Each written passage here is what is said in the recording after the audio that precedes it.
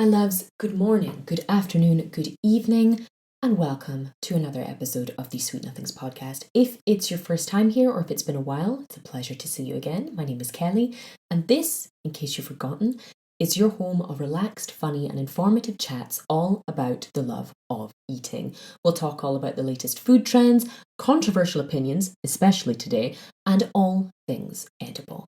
Today, I want to talk about popular food that we personally hate, or we personally don't really get, is probably a more precise way to put it. Everything from the super indulgent to the super healthy, stuff that we've just never been able to get on board with. And some of the answers, let me tell you, are mental. So let's get into it together. But first of all, I'm not even speaking English properly these days. Let's get into, as we always like to do, this month of February 2024, as it's now March, in food. We're going to talk about some products that have been popping up and some trends that have been appearing and just as quickly disappearing, because that's how we are these days. Getting into new products this month, let's kick off with the hazelnut Aero bar. If you are outside of the UK or outside of Europe, because I believe you can find them in other parts of Europe and even...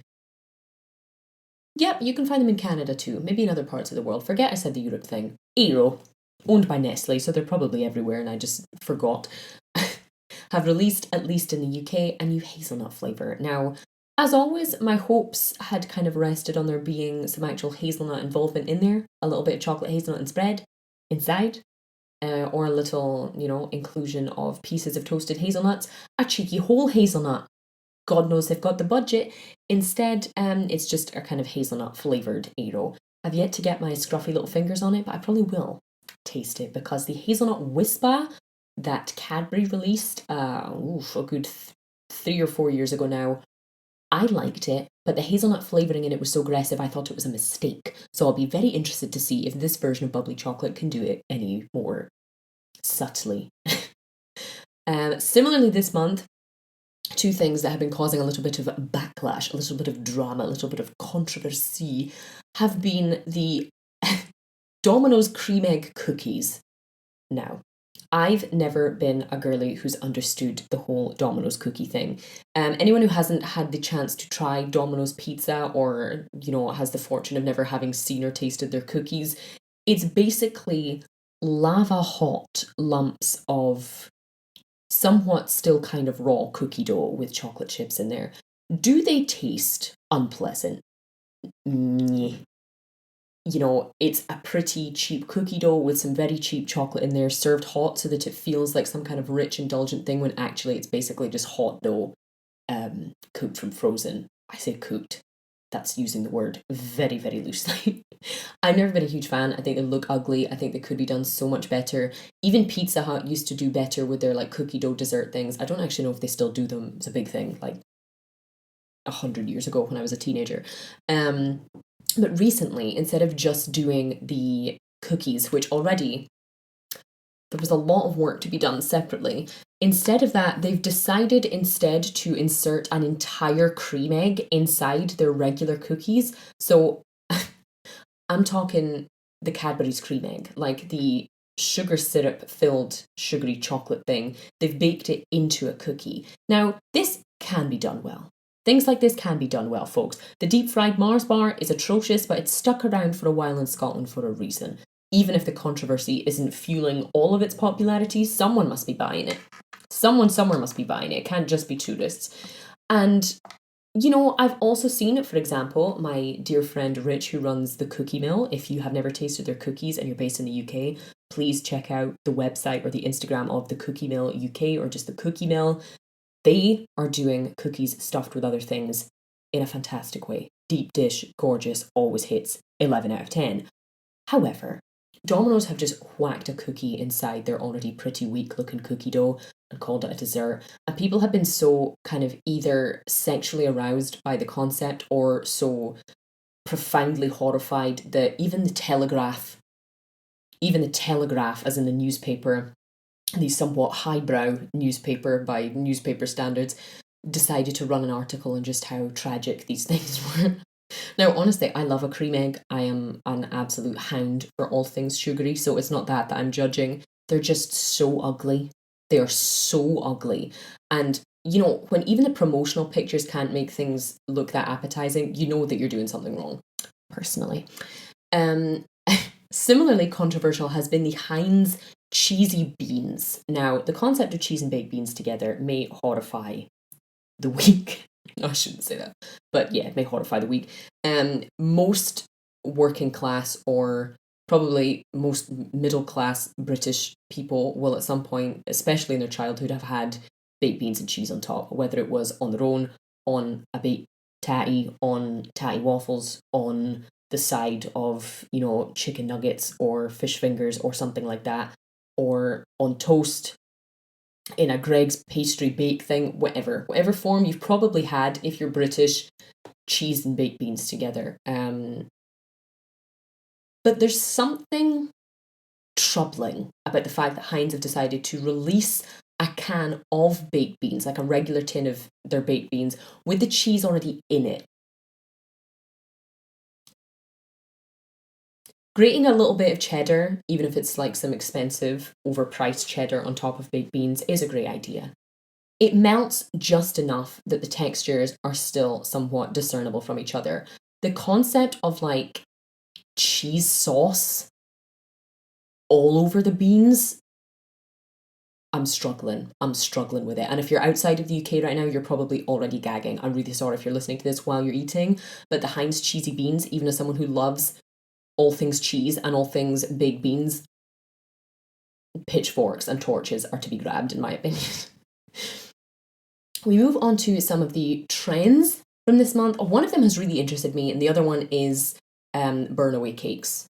Basically, those cakes that have like a layer of, I think it's rice paper or something on top, or like sugar paper, and there's a design on top. You burn it away to reveal something else underneath. Now, some of them are pretty cool because some people are fantastically creative with these, but it's one of these cake trends that doesn't really add anything to the flavour, and if anything, probably adds a severe hazard to all of the poor cream frosting or buttercream that's adjacent to the thing being burned away.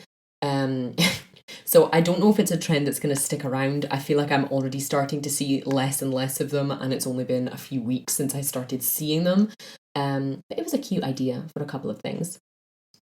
And the other kind of big trend that has been pushed even by Vogue this month, and also in January a little bit as well, was that oat milk is kind of losing its favour among the population as a whole. The population of the world, not just of the UK or of the US or of anywhere.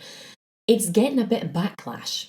Going from being the absolute it girl, the absolute poster child of non-dairy milks, especially Oatly. Big Scandinavian oat milk brand Oatly have absolutely dominated non-dairy shelves, just pushing even Alpro, which are the kings of non-dairy everything, to second place a lot of the time in some supermarkets and in coffee shops, etc., etc. Oat milk was everywhere. And like for a good 10 years at this point, to be honest, much more versatile, neutral in flavour, better in texture than both almond milk and soy milk, which are like the big other contenders. The only other comparable non-dairy milk would probably be rice milk, but it's not one that's super common or super popular. And Oatly just nailed it. Oatly nailed the formula. I would still very happily use Oatly in a lot of things. It's a great substitute in sweet and savoury things. But it's been receiving a lot of backlash thanks to its glycemic index. So not only from people who are nutritionists and registered dietitians, but also from people who just notice that it's not the best for their body. Though they still enjoy it, and, you know, globally speaking, it has a much lesser impact than, you know, comparisons with, say, Monsanto soy milk, allegedly, or than cow's milk, allegedly. So, you know, there are the benefits of oat milk. Similarly, it doesn't involve any harm to animals. It doesn't involve any kind of controversial heavy duty farming compared to other things such as almonds, allegedly. But a lot of people are beginning to realise it's essentially just oats, milk, and sugar and a stabilizer. Therefore, it's something that's not going to have anywhere near as, you know, the nutritious value as cow's milk. It's certainly not as affordable as cow's milk, though the problem there is probably that cow's milk is too cheap rather than oat milk being too expensive. It's been a bit of controversy the past sort of 4 to 6 weeks, I would say, and it's something that will be very interesting to watch, especially over the next year, I would say, whether we find some kind of alternative, whether someone can finally make a non-dairy milk that, has perhaps the protein content of soy milk that doesn't taste like beans, or someone can make something as good and thick and fulfilling as oat milk, but not have you feeling hungry or completely depleted of energy just half an hour later. It's interesting. If you're not someone who drinks a lot of milk in general, cow's milk, oat milk, otherwise, it's probably not something you're going to notice much. But if you're someone who has a big kind of milk consumption, whether it's oat milk or other non-dairy milks, it's definitely something that's quite interesting to watch. I'll be interested to see if something else will take its place, whether we'll have some kind of resurgence of dairy milk drinking, completely averse to what we've seen over the last 10 years in terms of trends moving towards much more in terms of plant-based things. Very, very, very interested to see where this goes. But that's about it, really, in terms of, just the nonsense of Valentine's Day and the like, which I don't even want to get into this year.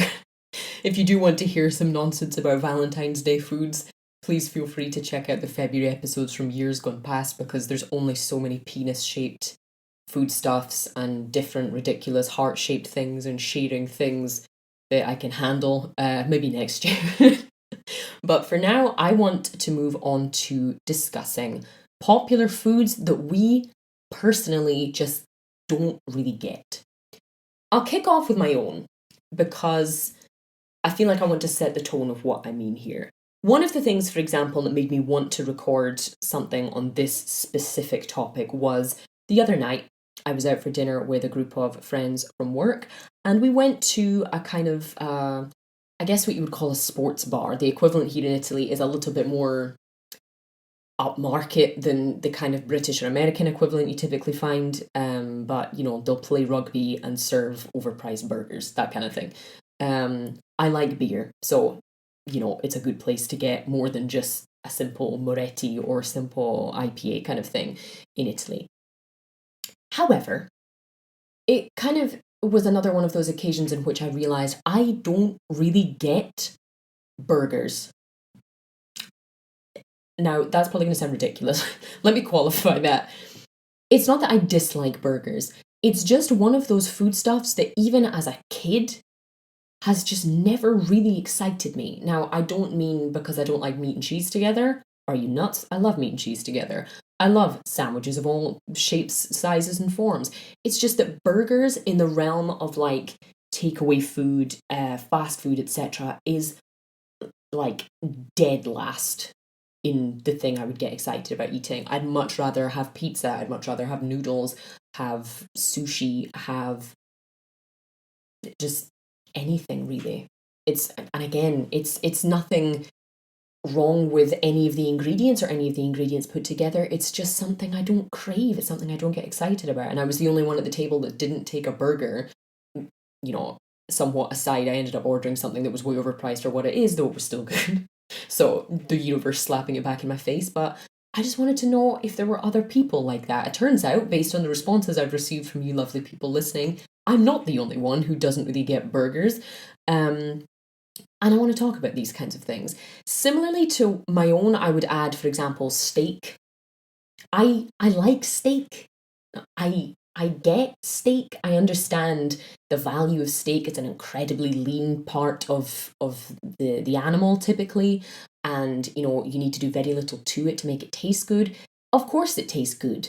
Do I get excited about it? Not really. And I've tried everything from an absolutely overcooked rump steak in the UK to the rawest Fiorentina here in Italy, specifically in Tuscany, and it's fine. I'll eat it. Would I ever buy one for myself to cook? Meh. Would I ever order one in a restaurant? Meh. But it's fine. I just don't really get it, Another couple of things I would include amongst my own would be the crispy cheese bits. Sounds really weird and childish, but if you've made like a mac and cheese or a lasagna in the oven, most people, especially my own family, for example, would fight tooth and nail over the kind of crispy bits at the top and at the sides of like where any cheese in it has like melted and crisped up. I am not a fan. I don't know what it is, whether it's Parmesan, cheddar, any kind of cheese, that kind of crispy, burnt cheese flavor. I just don't like it. Texture's fantastic, and I understand why you would like it. I'm not interested. I would happily watch someone scoop up, and have done this many times, the entire top layer of mac and cheese with all of the crispy bit for themselves, and I want the gooey bit underneath. And the same with brownies, and the same with a cake. I would happily chop off all of the edges and just take the squidge in the middle. That's what I want. That's what I want.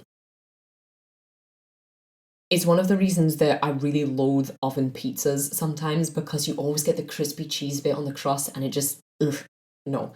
And the last one I would include of my own little section on popular foods that I hate before getting into the very sensible but also somewhat insane answers that you lovely people have sent in would be anything with that like fake almond flavour. Makes me want to weep, to absolutely weep. There are other foods I don't like, for example, licorice, coriander, but they're quite divisive anyway.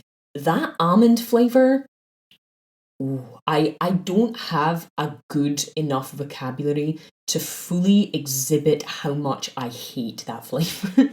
It makes me so angry. It's in so many things. Here in Italy as well, since moving here, I've noticed it's in even more things here, which is even more outrageous, because here you have some of the finest quality almonds on the planet. They're delicious. The actual almond has quite a savoury flavour. The artificial almond flavouring that you get, whether it's one that you buy yourself to add to cakes or the kind that you taste in, for example, shop-bought marzipan or almond croissants, if it's not from like a super fancy French place, or like the flavouring of amaretto, for example, I just hate it. To me, it doesn't taste anything like almond.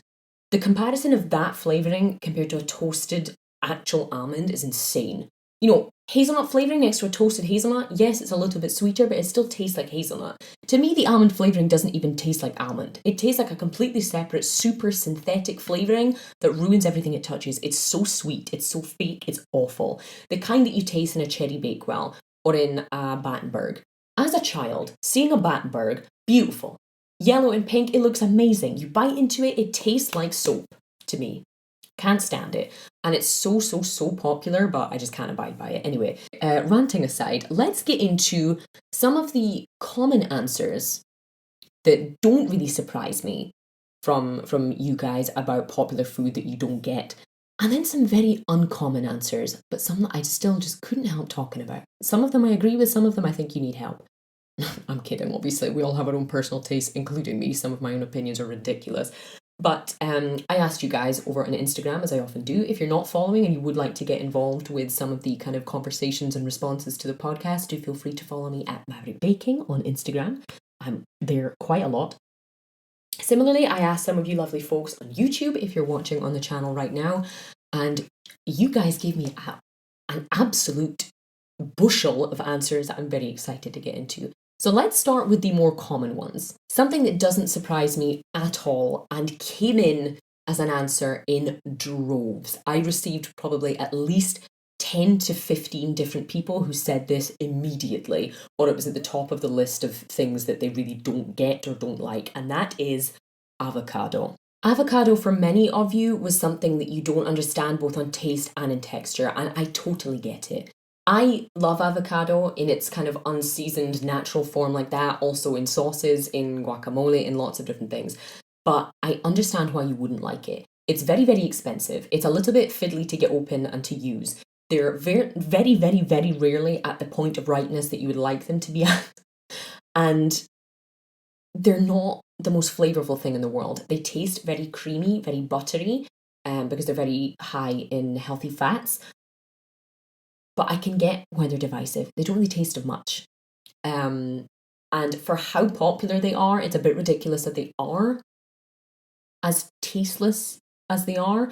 They need salt, they need lemon juice, they need a little bit of pimping. Even if you're having avocado toast, it's not like cheese on toast where you can just put it on toast and eat it like that. No. Even a tomato, for example, needs a lot less help. You put a slice of like proper, ripe seasonal tomato on toast, banging. A bit of salt, absolute 12 out of 10. Avocado needs help. It needs its little green handheld to make it palatable, honestly. I think there's a reason it's fallen out of fashion a lot. It's a gorgeous colour, and it can be used to add colour, add flavour, not flavour, no, to add texture to dishes, I guess, but I fully understand why a lot of people wouldn't get it for how popular it is. Similarly, and one that I think, and one I've always said, I think is mostly popular just based on its appearance alone, is matcha. Green tea is fine. If you like tea that isn't particularly sweet or isn't particularly strong, you like that kind of herbal flavour, green tea is fine. There's nothing wrong with green tea. Matcha is like green tea with extra grass flavouring added to it. Now, a matcha latte is a little bit better because you have milk and sometimes either some syrup or some sugar in there to make it taste a bit less like grass, and you just get the nice kind of herbal flavour with the creamy milk to balance it out a bit. And it looks gorgeous, let's be honest. It looks fantastic. It's like a little bullet of green colour in everything. It looks great in cakes, in desserts, in gelato, even in drinks, in milkshakes and smoothies, but it just doesn't taste great to most people. I totally get it. I don't mind it. I've had it in desserts, I've had it in ice cream, I've made a couple of cakes and desserts with it myself that have turned out fine. Is it ever an ingredient I would rush to buy again? Also, based on the price and the popularity online, but no one else really. No, not really. It's one that I think fits certain things and adds a certain kind of flavor to other things, but on its own, I see why it's divisive. Another very common answer that people just don't seem to get very much is sushi. People are not always on board with sushi. Now, this one, I understand why this could be triggering to sushi lovers because sushi is such a broad term in the way that we interpret it, not being Japanese speakers or being aware fully of Japanese culture. Sushi to someone could mean just the raw fish. They'll eat any of the other stuff, but not the raw stuff because they don't like the texture or the idea of eating something isn't cooked. Otherwise, some people who say they like sushi only actually like the ones that have like Philadelphia cream cheese and avocado inside, which probably makes actual sushi chefs want to cry. Or some people only like the deep fried stuff. They'll go to a sushi place and they'll get something with cooked tuna and then they'll get, the tempura prawns, tempura vegetables and stuff like that. Nothing wrong with it. Is it sushi? I don't know. So I think in one sense there is something at a sushi place or on a sushi menu that everyone could like unless you're particularly picky. But I can see why, if you're talking about just the straight up, cold rice and fish thing, that it's not the most exciting thing in the world. Again, big sushi lover because of the variety. I will always be happy to try it, and I always like to try lots and lots of different things. But again, I see why, perhaps compared to the satisfaction that comes with pizza or other kind of restaurant or takeaway options, that sushi wouldn't be your first choice. It's one that I've grown to love even more since moving to a warmer climate. Back in Scotland, it's not something I ate that much, but in Italy, it's much more affordable. What that says about the quality, I don't know. And it's also a great restaurant option in the summer because you're not going in to eat something big and heavy and hot. You're eating something relatively light and cold and refreshing also. Moving on though to another very common answer, which I don't get because it's a vegetable I've always liked, and that's peppers. Like bell peppers, normal, regular, red, green, and yellow peppers, not the spicy kind. I love them. I love them in sauces. I love them raw. I love them cooked. I love them like barbecued, grilled peppers. I think are amazing. They're great on pizza.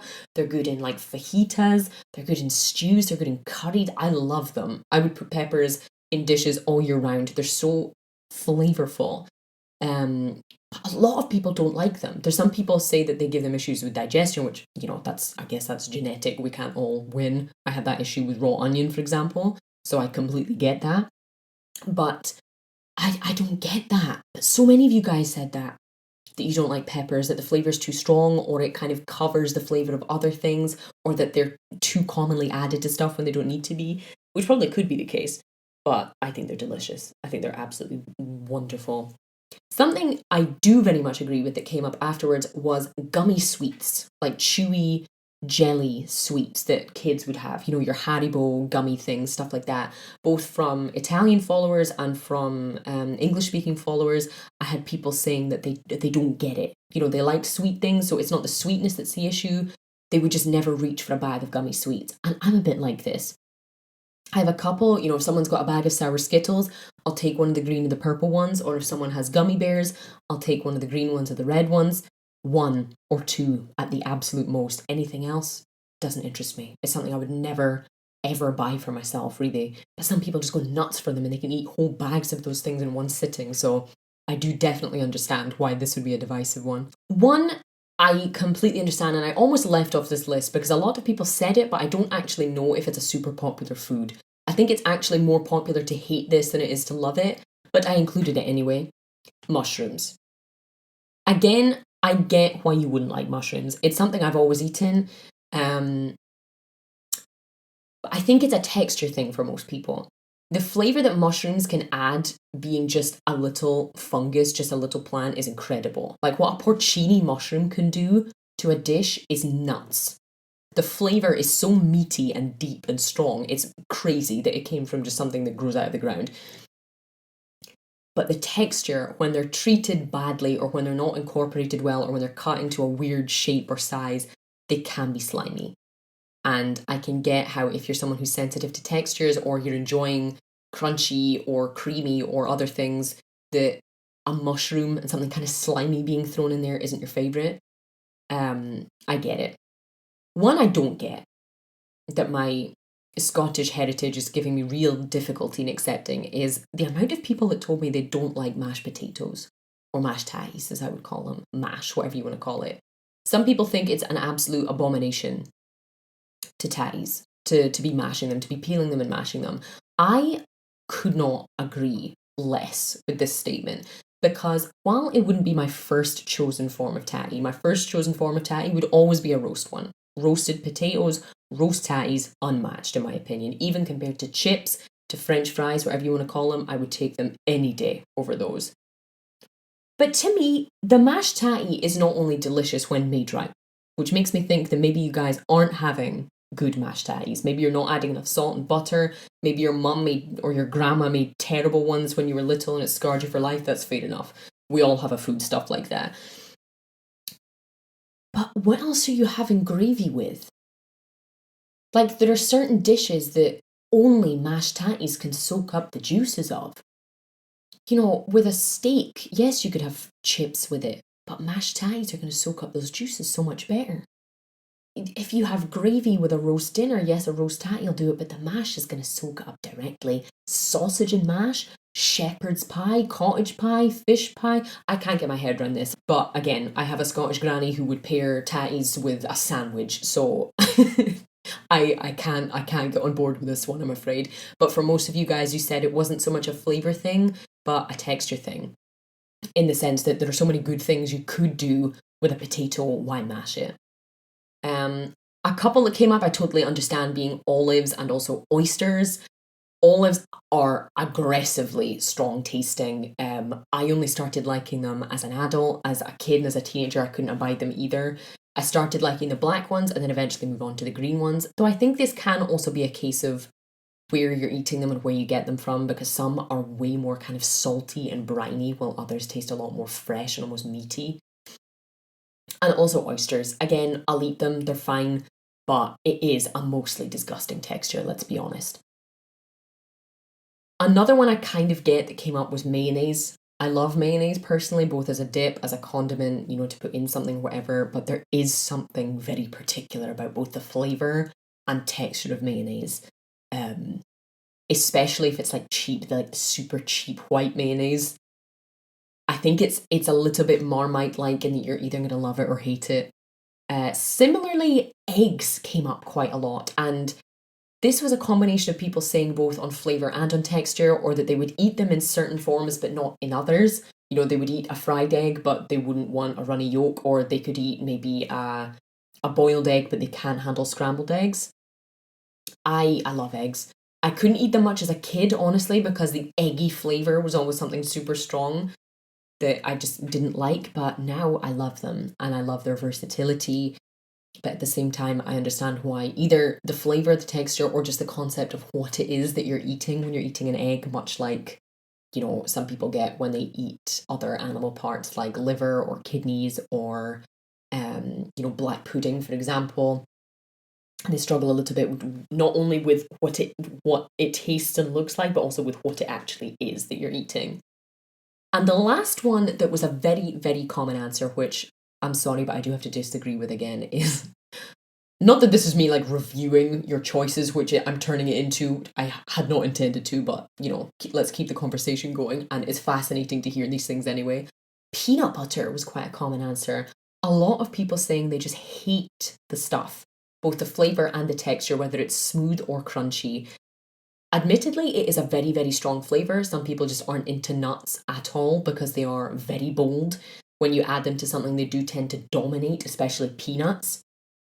And when you add salt to peanuts, it is an absolute powerhouse of a flavor.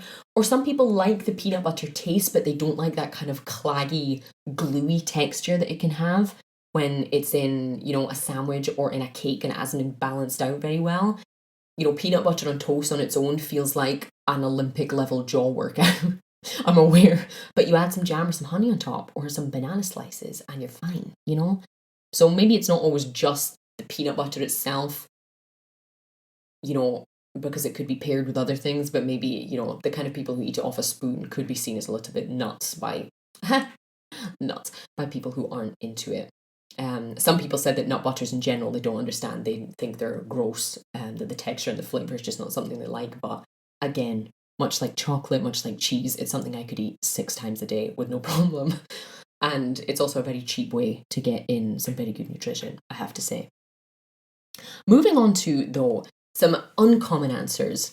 Now, I already had enough beef, but not specifically steak or burgers, ideally for me, with your common answers. There were some uncommon answers, and some of these could be trolling. Some of these could be people who just have very particular things and they're aware of them. Some of these I did not expect, and some of them are hilariously specific also. Uncommon answers included pizza. Pizza is one of those foods that I thought was designed almost entirely for the joy of human consumption. Like, what is it you don't like? Someone, for example, said that there isn't enough kind of distinction between the textures and the tastes of a whole pizza. So, like, there aren't enough things going on in it for there to be that much of it. Which is very specific, but I can't really disagree with that. It is a very basic thing in terms of the textures. The taste, I guess it depends what kind of toppings you're putting on it. I'm not one to put a lot of toppings on pizza because I love bread, tomato, and cheese as it is. And, I prefer a smaller amount of toppings. Some people like to go crazy on toppings, but that's one of the things that makes me not understand disliking pizza because it's so customizable. But there were 1 or 2 people who said it and that they know it's a weird thing or a controversial thing. And I guess lots of people who don't like cheese, which is the second uncommon answer that I'll get onto, I can understand how pizza would just be an absolutely hellish food. But there were a few people who don't like cheese. They don't like it at all, or they'll eat something super, super, super plain like, those laughing cow or dairy triangles or like a cheese string, but they don't like that kind of fermented, kind of funky, strong, salty, really umami, savoury taste that cheese has, which again, I get. It's a strong, strong flavour. Some people like it but can't eat a lot of it. Some people like cheese but they don't like blue cheese or stinky French cheeses. Or some people like the softer, fresher cheeses like ricotta or mascarpone, but they don't like something super strong like parmesan. You do you. Something that came up a couple of times was Cadbury cream eggs on the back of the Domino's cream egg cookie thing. I thought was quite funny.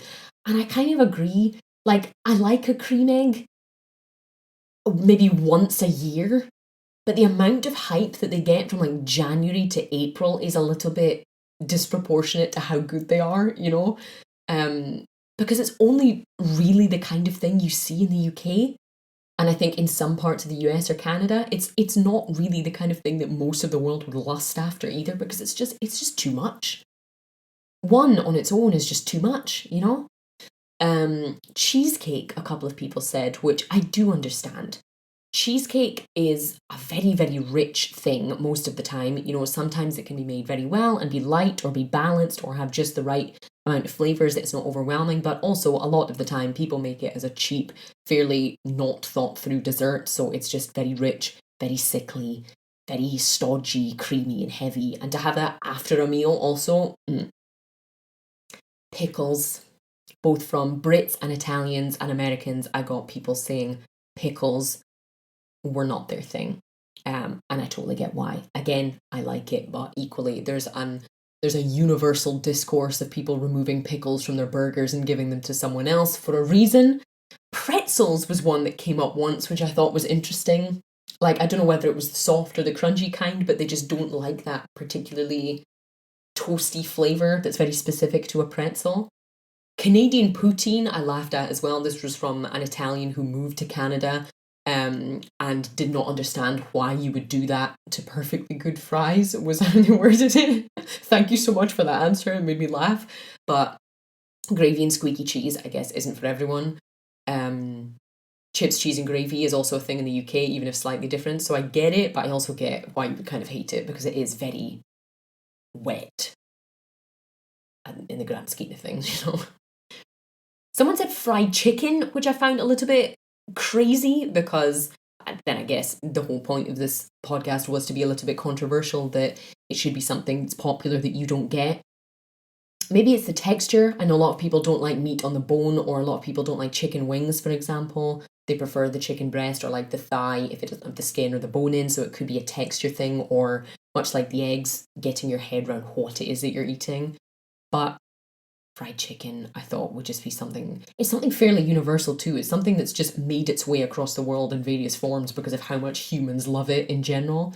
So yeah, I think you may be relatively uncommon there for not liking fried chicken, even if you do have your own very, very valid reasons for not liking it. Tiramisu was one of the kind of dessert-based answers, along with panettone from an actual Italian. Milkshake was an interesting one, and one that made me laugh because of how specific it was, but they also explained what they meant, which I liked. Someone said they don't like moist cakes, like a lemon drizzle cake, you know, like a cake that has like a syrup, you know, so not like a Victoria sponge, but something that is a little bit stodgy. They just hate the texture of it, and I kind of get that, but I can't relate because that's my favourite part. To me, a dry cake would be my idea of hell, or, you know, a cake that doesn't have enough stuff to make it interesting. Whereas moist cake, like the kind you could eat almost with a spoon all day long. But this poor person hates it, and offered a very reasonable explanation for it. The milkshake one intrigued me. Someone basically saying that like they like ice cream, but they get kind of freaked out by the thought of drinking it. And honestly, putting it like that makes it make sense, because at my job, for example, I make a lot of milkshakes. And when you see ice cream and milk being blended together like that, you do kind of think, this is a bit too much. But equally, in the summer, or when you want a dessert and you want something cold and creamy and sweet, a milkshake is perfect, because it's the perfect line between a drink and a dessert. So I get its popularity, but I also very much understand why you would find it a little bit nauseating. You know, whether it's a quantity of milk or just a quantity of stuff. Like, I remember going to a burger place once that bragged that their milkshakes for after this huge burger and chips were made up of like 3 whole scoops of ice cream with flavourings and stuff mixed in, and then the milk. And that's enough for 4 people, really, as a dessert, if I may. But milkshake lovers, I also completely understand you guys, because I am one of you when the summer comes. And the last one, which I was quite happy to see because I haven't met many like-minded people like this in my life, was barbecue sauce, or more specifically, like store-bought barbecue sauce. That very specific barbecue sauce flavour, whether it's a condiment, whether it's a coating or a glaze, or God forbid, a base on a pizza. Like, instead of the tomato sauce, you would put barbecue sauce. I've worked in a pizza shop before. I've seen and also made these barbecue based pizzas, and I think they should just be a criminal offence, just jail. Homemade barbecue sauce, or like a restaurant that makes their own barbecue sauce, can be absolutely stellar, excellent, an out of body sauce experience. But that super sticky sweet, like artificially smoke flavored barbecue sauce that you get from like fast food places and from the supermarket, I also just don't like. A very small amount of it can add a little something if you need a little sweetness or a little thickness to something. But like the thought of that being the only condiment on a burger, or that as a dip for chips, or that as something to put steak in, God forbid, or like I said, on a pizza. No, absolutely not. I'm on board with you there. It's not a common thing to hate from my life experience, but I am on board with you there till the bitter end. But that is really the kind of gist of what I wanted to touch upon today, folks. It's been very fun touching on all of your food related or ingredient related traumas. And thank you for listening to mine also. I think the human palate is an absolutely fascinating thing that, you know, two people, even from the same family, one can be an absolute lover of one thing and their sibling, their mother, their cousin, their best friend, their partner, whoever, can absolutely hate them. You know, for someone to love sushi and someone to hate it, someone to think olives are fantastic and someone to think they're disgusting. It's fascinating.